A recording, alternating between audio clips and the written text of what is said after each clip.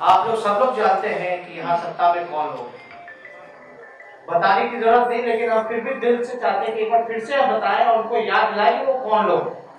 वो लोग वही हैं बाबा गोवलकर और गॉडसे के वंशज हैं जिन्होंने अंग्रेजों की गुलामी करने का काम किया और लगातार जो मनुवादी सोच के लोग हैं, सामंतवादी सोच के लोग हैं, जो देश को हमेशा से वर्ण व्यवस्था में रखने का काम किया, छुआछूत भेदभाव, जो दलितों को, पिछड़ों को, आदिवासियों को इंसान ना समझ करके जानवरों जैसा बर्ताव करने का काम किया, आज वो लोग सत्ता में काबिज हैं। और मैं मानता हूं कि इनके रहने से हमारा देश टुकड़े टुकड़े में बट रहा है। अगर देश को बचाना है तो भाजपा और आरएसएस को भगाना पड़ेगा। आप लोग सब लोग जानते हैं कि घोषित इमरजेंसी का वातावरण है। अभी वमान साहब जी ने इलेक्शन कमीशन के बारे में बताया, एक संस्थान के बारे में बताया, संवैधानिक संस्थान। आप सोचिए कि देश में जितनी भी संवैधानिक संस्थानें हैं उन सबको अपने बेनिफिट के लिए पूरी तरीके से हाईजैक कर लिया गया है। चाहे सीबीआई हो, ईडी हो, आरबीआई में आप देख लीजिए, पहले देश ने ऐसा कभी नहीं देखा जहां दो गवर्नरों ने इस्तीफा देने का काम किया। सीबीआई के डायरेक्टर, स्पेशल डायरेक्टर करप्शन के एक दूसरे के चार्ज में केस मुकदमा कर रहे हैं, आप आपस में लड़ने का काम कर रहे हैं कि तुम चोर हो, तुम चोर हो। और इनका यही वर्ण व्यवस्था जो है, जो सदियों से चलता आ रहा है, मनोज झा जी ने भी जिक्र किया और लालू जी ने तो 2014 के इलेक्शन में बाकायदे, 2015 के इलेक्शन में बाकायदे बंच ऑफ थॉट्स किताब लेकर के गांव गांव तक ले जाके के बताने का काम किया, लोगों को जानकारी दी। और लालू जी समझते थे, भांप लिया उन्होंने कि ये लोग जितने लोग हैं सब लोगों ने मंडल व्यवहार करने का काम किया। अगर ये लोग सत्ता में रहेंगे तो देश हमारा बचेगा नहीं। इसलिए सबसे पहले हम लोगों ने बिहार में रैली करने का काम किया था। उस रैली में नाम हम लोगों ने देने का काम किया था, भाजपा भगाओ देश बचाओ रैली। भारी संख्या में पहुंचने का काम किया था। पहला प्लेटफॉर्म था जहां जितने भी ऑपोजिशन पार्टियां थी उन सबको एक मंच पर लाने का काम लालू जी ने करने का काम किया। और लगातार अभी भी प्रयास चल रहा है कि जितने भी ऑपोजिशन पार्टी हैं सब लोग एक प्लेटफॉर्म पे आ जाए, क्योंकि जो लोग देश में बचे हैं, आज चाहे कितना भी आपसी मतभेद हो, ईगोज हो, उन सबको दूर करना पड़ेगा अपने देश को बचाने के लिए, अपने संविधान को बचाने के लिए। और अभी जिस प्रकार से 30 पॉइंट रोस्टर वाला जो इस प्रकार से काम किया, हम लोग लगातार पहले से संविधान बचाओ न्याय यात्रा पूरे बिहार के जिलों में लगभग 1.5 साल पहले हम लोग घूम करके काम किए। और आप देखिए कि अब धीरे धीरे किस प्रकार से संविधान के साथ छेड़छाड़ हो रहा है। आपको आरक्षण करने का, समाप्त करने की साजिश की जा रही है। और अभी तो सिर्फ आप क्या कहते हैं, थर्मामीटर लगाया है। वो देख रहे हैं कि भाई बहुसंख्यकों में क्या रिएक्शन होता है इसको लेकर के। और हम लोग सब लोग यहाँ ठंडे पड़े हुए, सब लोग आपस में लड़ रहे हैं, आपस में बिगड़े पड़े हुए। अभी तो बेहद जरूरी है कि अब हम लोग कब सबक सीखेंगे, जब फिर वो व्यवस्था आ जाएगी, फिर से हमारे बाबा साहब अम्बेडकर की मूर्तियों को तोड़ा जाएगा, कर्पूरी ठाकुर जी को गाली दिया जाएगा, जगदेव बाबू जैसे नेताओं को गोली मारा जाएगा, तब हम लोग जागेंगे क्या? और मुझे दुख है, एक उर्मिलेश जी ने एक बात कही, उसको लेकर के बहुत चिंता में। उन्होंने कहा बाबा साहब अकेले, एक अम्बेडकर ने पूरे आरक्षण की व्यवस्था की, पूरे बहुसंख्यक पिछड़े जितने लोग थे, दलित थी, उनके लिए करने का काम किया। आज हम लोग इतने नेता हैं, इतने लोग हैं जो उनके बनाए हुए संविधान के बदौलत आज हम लोगों को रिप्रेजेंटेशन मिला, जो भी लोग हैं उनके बदौलत है। और हम लोग उनके सपनों को पूरा करने के लिए आज कुछ भी नहीं कर रहे, सब लोग अपने अपने सत्ता के लालच में बैठे हुए।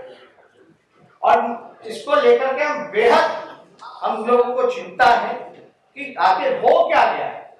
आज जितने भी मेंबर ऑफ पार्लियामेंट, चाहे पिछड़े समाज के हो, दलित समाज के हो, आदिवासी समाज के हो, आज पार्लियामेंट में बैठे हैं, तो आज आखिर ऐसी कौन सी उनकी बीमारी है जिनके वजह से जो आए आज उनको गाली दिया जा रहा है, उनके संविधान को खत्म किया जा रहा है, और वो लोग आज ऐसे नीति को समर्थन देने का काम कर रहे हैं जो कि देश के लिए ठीक नहीं है, बहुसंख्यकों के लिए ठीक नहीं है, जो कि संवैधानिक विरोधी काम है जो किया गया। तो हम लोगों को समझना पड़ेगा, और उनसे हम आप सब लोगों से अपील करते हैं कि जहां भी आपके सांसद हैं, आप उनसे सवाल पूछिए कि आप चुप क्यों रहे, इसका विरोध करने का काम क्यों नहीं किया। हम जानते हैं हमारे अपने लोग हैं, लेकिन हमारे अपने तो मेरे चाचा भी हैं। हमने तो बिहार का मुख्यमंत्री बनाया, और वो तो डीएनए का गाली सुनते रहे। अब डीएनए ठीक हो गया, मिट्टी में मिल जाऊंगा लेकिन भाजपा में नहीं जाऊंगा। उन्होंने क्या कहा कि संघ मुक्त भारत बनाने की बात करूंगा। आखिर वो भी तो ओबीसी है, हमारे चाचा है, हमारे अभिभावक है, और हमारे तो पिता ने संस्कार में सिखाया कि बड़ों का सम्मान करो, इज्जत करो। हम करते हैं, लेकिन आप बताइए कि बार बार धोखा देंगे, अपनी सत्ता के लालच में, कुर्सी के लालच में अपने विचारों का सौदा करेंगे, आरएसएस और बीजेपी के सामने घुटना टेकने का काम करेंगे, तो उसका विरोध ना किया जाए।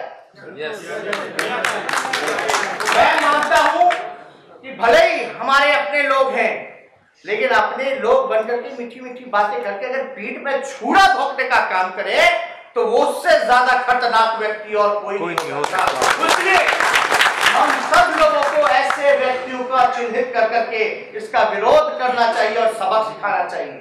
और जहां बहुसंख्यक लोग इकट्ठे हैं, जिसकी जितनी संख्या है, तो कौन इसके आगे टिकने का काम करेगा। इसलिए हमारे चाचा तो पहले समर्थन कर दिए, फिर शर्माते शर्माते जब बहुजनों का जब दबाव आने लगा, तो शर्माते शर्माते हमारे लाइन पर बोलने लगे कि जिसकी जितनी आबादी है उसको उतना अधिकार मिलना चाहिए जनसंख्या के आधार पर। जो शैक्षणिक तौर पे, आर्थिक तौर पे, जो जातीय तौर पे जो जनगणना हुई थी, जो कि विश्व की सबसे महंगी जनगणना थी, सर्वे था, उसके हिसाब से उस रिपोर्ट को जारी करना चाहिए। आखिर पता चले कि गरीब व्यक्ति कौन है, कौन जात का गरीब है।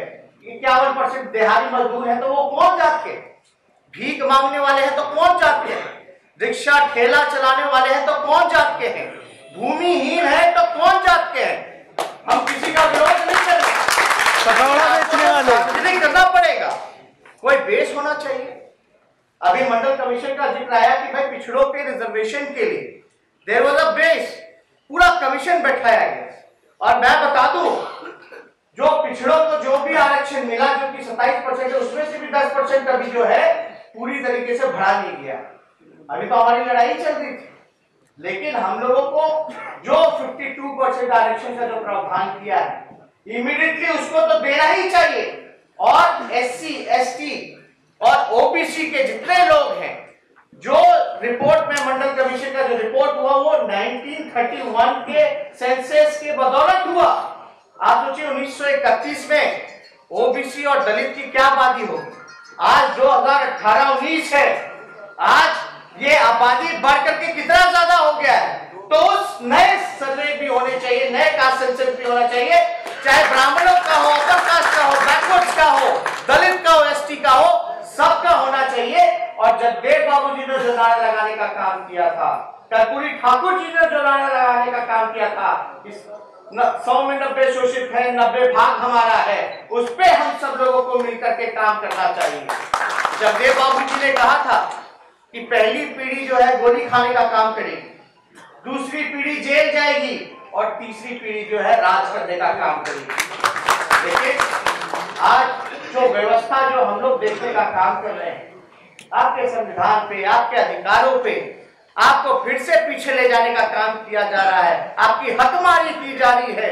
जितना बनता है वो तो दे ही नहीं रहे, लेकिन जो थोड़ा बहुत भी मिला है उसको भी छीनना चाहते हैं और फिर से वो व्यवस्था लागू करना चाहते हैं। और हम लोग सब लोग यहाँ ठंडे बैठकर, लालू जी ने आज तक अपने विचारधारा से समझौता नहीं किया, उसी का परिणाम है कि आज वो जेल में है। उन्होंने समझौता नहीं किया। अगर लालू जी इन मनुवादियों से समझौता कर लेते तो राजा हरिश्चंद्र के रूप में नवाजे जाने का काम करते। आज हम लोगों पे मुकदमा हुआ, मेरे भाई पे मुकदमा हुआ, मेरी माँ पे मुकदमा हुआ, मेरे 7 बहन है, 7 बहनों पे मुकदमा हुआ, मेरे 7 बहनें तो 7 जीजा हैं, 7 जीजा जी पे भी मुकदमा हुआ, मेरे बहनों के 7 ससुरों पे भी मुकदमा हुआ, ये भी नहीं उनके 7 ससुर के रिश्तेदारों पे भी मुकदमा हुआ। लेकिन वो लोग सोचते थे कि लालू जी को जेल भेजेंगे तो डर जाएंगे, लेकिन लालू जी डरे नहीं। तो उनको लगा यार ये तो आदमी डरा नहीं, तो इनके परिवार पे मुकदमा करो, हो सकता है परिवार के डर से ये समझौता करे या तो झुकने का काम करे। लेकिन उन्होंने फिर भी झुकने का काम नहीं किया, हम लोग भी नहीं डरने का काम किए। हम जानते हैं हमारे पिता शेर है, मुझे उन पे गर्व है।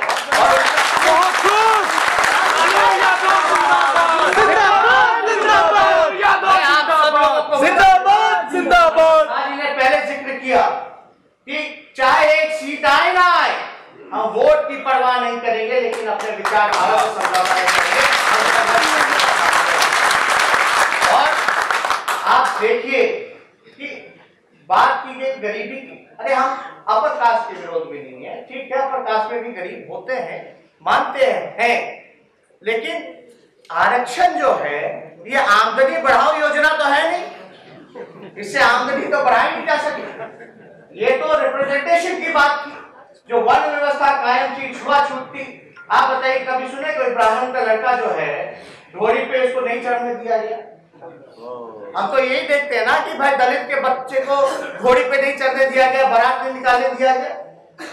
और अगर दलित में अगर आर्थिक रूप से जो मजबूत लोग हैं, क्या आप उनको ब्राह्मण मानोगे? तो नहीं मानोगे। मांझी जी जितना मांझी बिहार के मुख्यमंत्री रहते हुए एक मंदिर चले गए दरभंगा में, वापस आने के बाद पूरे मंदिर की शुद्धिकरण की गई। ये स्थिति बनी हुई है। तो अखिलेश जी जो भी लोग, कई लोग हैं ऐसे, और अभी भी ऐसे इतने मंदिर है जहाँ दलितों का प्रवेश करते थे।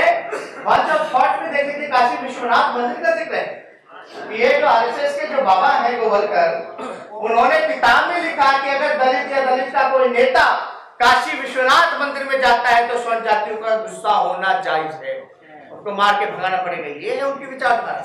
और हम क्या चाहते हैं, हम लोग क्या कब तक देखते रहे कि ये बंच ऑफ थॉट्स हमारे संविधान की जगह पे आ जाए?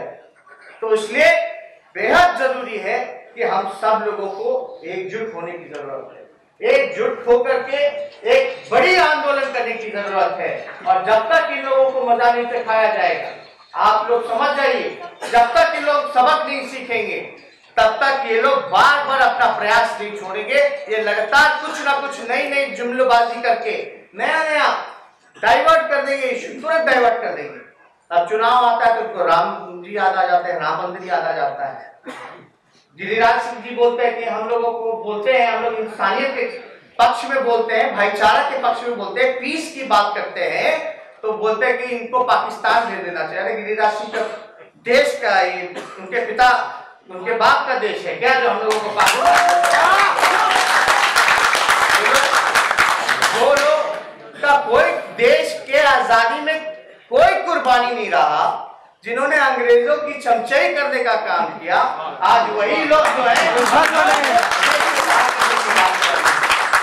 आप लोग सब लोग जानते हैं कि ये लोग आएंगे फिर नया जुमला लेकर के, सबका साथ सबका विकास, इंक्लूसिव डेवलपमेंट की बात करते हैं। मेरा मानना है कि इंक्लूसिव डेवलपमेंट से तभी हो पाएगा जब आप इंक्लूसिव रिप्रेजेंटेशन देने का काम करोगे। इसलिए इंक्लूसिव रिप्रेजेंटेशन आपको देना पड़ेगा, उसकी भी हम लोगों को लड़ाई लड़ने की जरूरत है। और ज्यादा कुछ हम कहना नहीं चाहते, लेकिन आप देखिए 66,666 रुपए महीना कमाने वाला जो 8 लाख सालाना जो है, उसको है जो उसकी रिजर्वेशन दिया गया। हम लोगों की मांग रही कि निजी क्षेत्रों में भी SC, ST, OBC जितने भी गरीब लोग हैं या जो back bencher of the society है, जिनको मेन स्ट्रीम में लाना है, आप उनको आप रिजर्वेशन दो। जहां पब्लिक सेक्टर में आप देखिएगा रिप्रेजेंटेशन कैसा है, कहीं ना के बराबर है। जितने भी संस्थानें हैं या जो भी हैं, पब्लिक कंपनीज हैं, उसी प्रकार के लोग हैं, कहीं रिप्रेजेंटेशन नहीं मिलता। लेकिन इस वाले जो नियम जो इन्होंने लाने का काम किया, आरक्षण देने का काम किया है, फर्स्ट टाइम पब्लिक सेक्टर में भी, यूनिवर्सिटीजों में भी इन्होंने स्वयं को आरक्षण देने का काम किया है, 10% आरक्षण देने का काम। लेकिन हम लोगों को अभी तक कुछ नहीं मिला।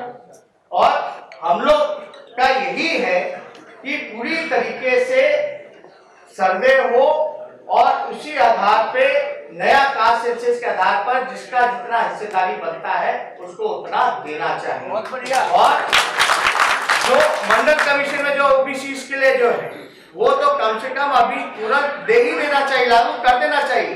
और जो अभी 13 पॉइंट की जो बात है रोस्टर का, हम लोग मांग करते हैं सरकार से, आग्रह करते हैं हाथ जोड़ करके कि अभी आप लोग ऑर्डिनेंस ला करके इसको तुरंत खत्म कराने का काम। हम लोग पार्लियामेंट में हैं, इसमें मनोज झा जी, हम लोग सब लोग जो है लगातार बात कर रहे हैं, चर्चा कर रहे हैं।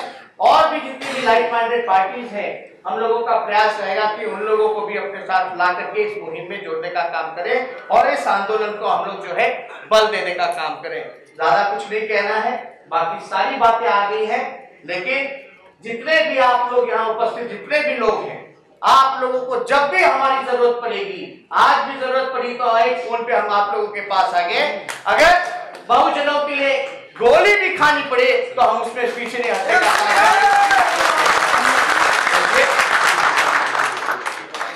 वो 7 पॉइंट जो रेजोल्यूशन है उसको हम लोग पास कराने का काम करेंगे। इसलिए सारी बात जो है आप सब लोगों के बीच आ गई है और आप सब लोगों को पुनः एक बार दिल से धन्यवाद देते हैं। ईवीएम पे हम लोग बात कर रहे हैं लगातार, और ईवीएम की जहां तक बात है, हमारी पहली ऐसी पार्टी जो जीतने के बाद भी हम लोगों ने डिमांड करने का काम किया कि ईवीएम से इलेक्शन नहीं होना चाहिए, बैक टू डायरेक्ट होना चाहिए। और इससे लगातार मनोज झा जी जो है इलेक्शन कमीशन में भी जा करके अपनी पक्ष को मजबूती के साथ रखने का काम करते हैं। लेकिन हम लोग जो चीज जितना कुछ करते हैं, आज भी जितनी बहस कर रहे हैं, बात कर रहे हैं, हम लोगों का खबर जाते जाते छटनी हो रहा है। बहुत जगह ये बात आ नहीं पाती है, तो इसलिए मीडिया के लोग हैं, बेचारे कैमरामैन हैं, कुछ रिपोर्टर हैं, ये तो अपना जॉब कर रहे हैं। लेकिन वहां जो इनके मालिक जो बैठे हैं, जो एडिटर जो बैठे हैं, सब एडिटरों के मालिक हैं अमित शाह। वहीं से सारा न्यूज चलता है, आता है। और माफ कीजिएगा, हमको जो सूचना है कि इनकी कटनी और छटनी, अगर कोई गलती से अगर सच दिखा दे तो तुरंत पीएमओ से फोन आ जाता है। तो बेचारे ठीक है, गरीब है, नौकरी कर रहे हैं, अब बेचारे करने दीजिए, कैमरा लेकर के घूम रहे, नहीं तो पकौड़ा बेचना पड़ेगा। पकौड़ा, लेकिन हम पूछना चाहिए पकौड़ा बेचने में मोदी जी का क्या योगदान रहा? क्या मोदी जी के आने से पहले कोई पकौड़ा नहीं बेचता था? ठीक है, पकौड़ा बेचने वाले को भी हमारे घर में कोई भूखा मर रहा था तो पकौड़ा बेच के भी कमा लेंगे। लेकिन मोदी जी कम से कम 15 लाख रुपए का बोली करा देते, कम से कम हम लोग ठेला लगा लेंगे, जो बेरोजगार लोग सामग्री खरीद लेंगे, जमीन की व्यवस्था हो जाएगी। और जो गरीब आप जिनको बोल रहे हो, अगर आर्थिक रूप से करता था तो आप अपना वादा ही पूरा कर देते, हर एक के खाता में आप 15-15 लाख रुपए दे देते, सब अमीर हो जाते, सब अपना रोजगार ढूंढ लेते, अपना व्यवस्था खुद कर लेते, रोजगार की व्यवस्था करा देते। लेकिन वो तो आप रिजर्वेशन की बात कर रहे हैं, की हकदारी मानने का काम करोगे। और मेरा मानना है कि ये लोग सबसे बड़े जातिवादी हैं, या तो अपने आप को सबसे ज्यादा बड़ा आरक्षण का ठेकेदार और अधिकारी समझने का काम करते हैं।